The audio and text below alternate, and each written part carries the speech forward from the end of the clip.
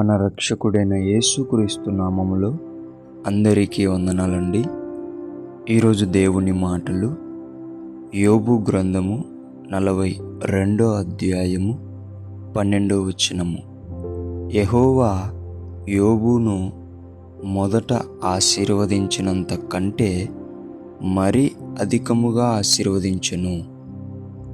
ప్రియమైన దేవుని బిడ్డలారా, యోబు భక్తుణ్ణి మొదట ఉన్నదానికంటే అధికముగా దేవుడు ఎందుకు ఆశీర్వదించాడో తెలుసా? యోబు భక్తుడు దేవుని కోసం శ్రమ పడడానికి ఇష్టపడ్డాడు, నిందలు పడటానికి ఇష్టపడ్డాడు. ఎంత శ్రమ వచ్చినా దేవుణ్ణి విడిచిపెట్టుకోకుండా పట్టుకున్నాడు. ప్రియమైన దేవుని బిడ్డలారా, మనము కూడా ప్రభువు కోసం శ్రమ పడటానికి ఇష్టపడితే, ప్రభువు కోసం నిందలు పడటానికి ఇష్టపడితే,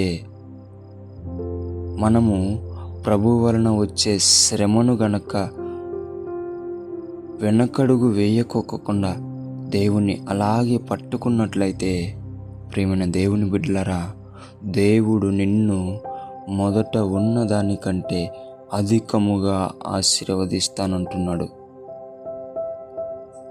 ప్రతి ఒక్క బిడ్డ దేవుని చేత ఆశీర్వదింపబడాలని నేను మనస్ఫూర్తిగా కోరుకుంటున్నాను.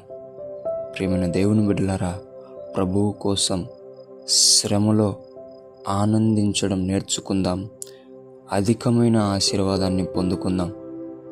దేవుడి మాటలను దీవించునుగాక. ప్రార్థించుకుందాం.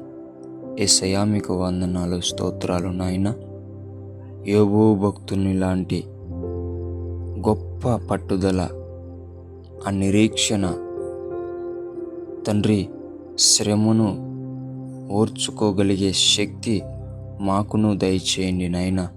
తండ్రి, శ్రమలో నిన్ను విడిచిపెట్టుకోకుండా, నిందలలో నిన్ను విడిచిపెట్టుకోకుండా మాకందరికీ ధైర్యమును దయచేయండి ప్రభువా.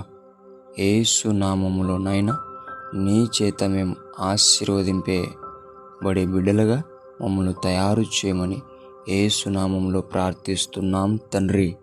ఆమేన్.